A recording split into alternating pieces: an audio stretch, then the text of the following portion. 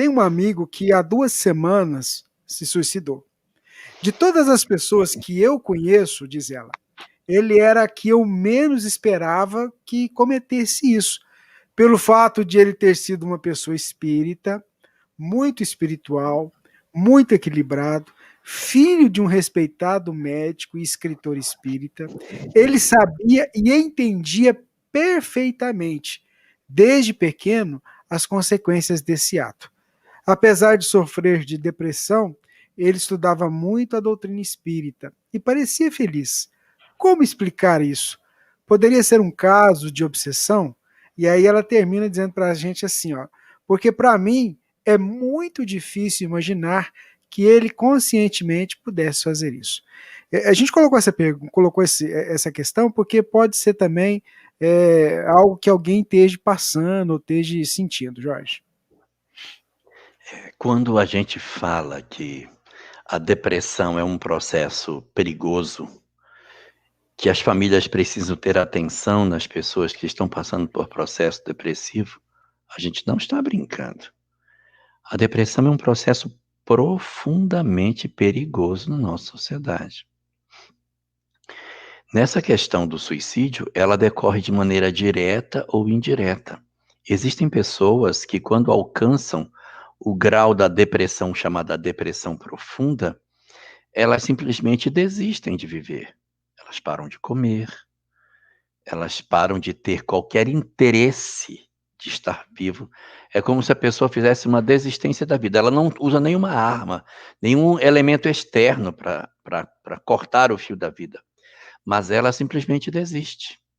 E a partir dali, ela promove um processo que é um processo como se fosse um suicídio quase que direto, né?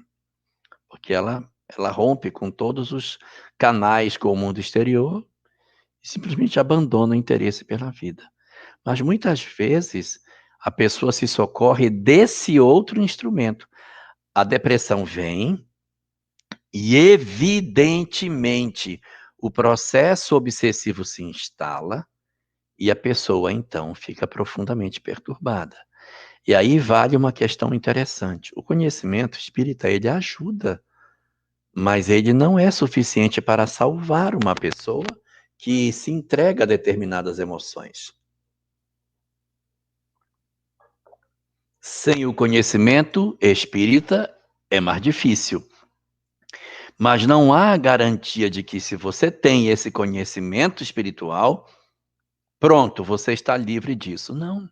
Às vezes o conhecimento espiritual vem para ser o elemento que vai ser a alavanca do nosso progresso. Só que a gente precisa fazer uso desse conhecimento. E assim, ele nos chega, há uma pressão espiritual muito forte, você lê nas obras, você sabe o que está acontecendo, mas não consegue avançar. Vou contar para você um caso de uma coisa que aconteceu comigo, atendendo um rapaz que tinha reiteradas situações de tentativa de suicídio.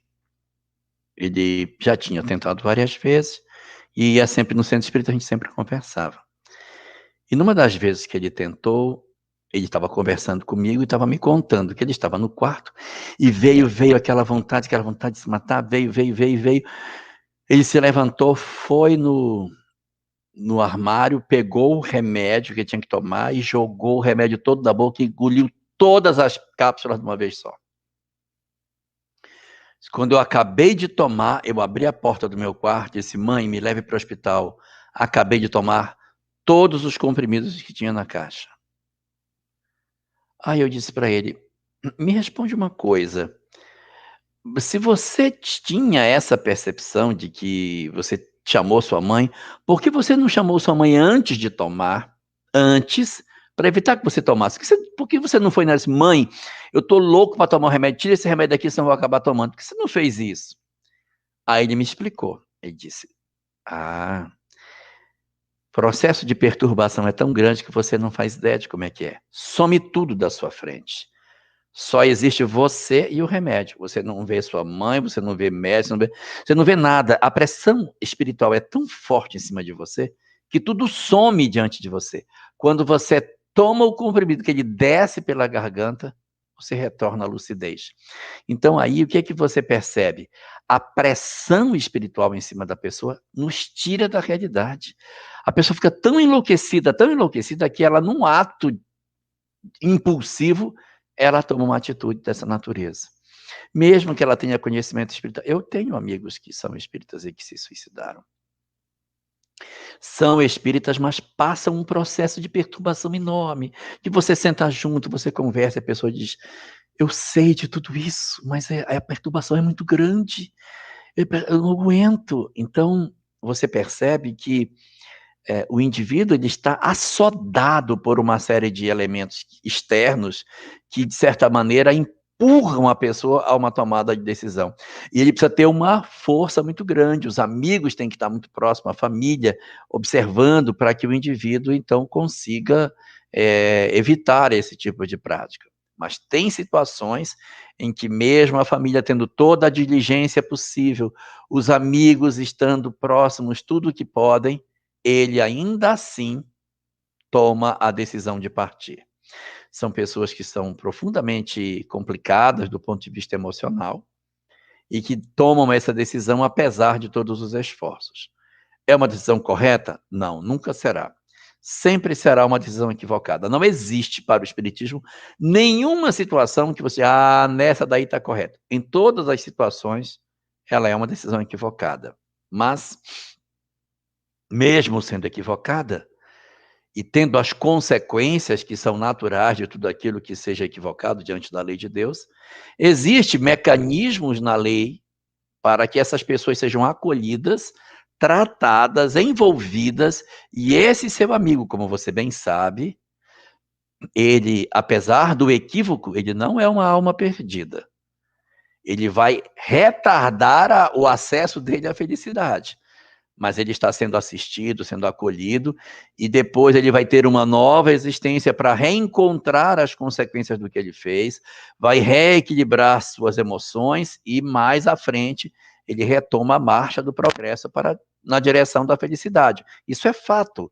Às vezes eles até perdem o vínculo com os espíritos com os quais eles estão hoje, que os outros avançam e ele fica para trás. Tem vezes que não, tem vezes que ele até consegue encontrar esses mesmos familiares lá na frente, só que ele vem com algumas mazelas, algumas doenças, algumas dificuldades, mas a família o acolhe, ele vai, se levanta e volta a ficar de pé de novo. Mas a prova que ele caiu, ela vai voltar. Se ele tem uma prova que ele não conseguiu ultrapassar por conta do suicídio, essa experiência volta. Ele vai ter uma nova oportunidade, vai crescer, vai com novos aprendizados, mas ela retorna porque ele precisa provar para si mesmo que diante dessa prova, que para ele é imensa, ele agora é capaz de não cometer o ato por uma segunda vez. Mas então Deus tem soluções para isso. E o conhecimento espírita é uma dessas ferramentas. Mas às vezes, mesmo com esse ferramental todo, a gente não consegue superar.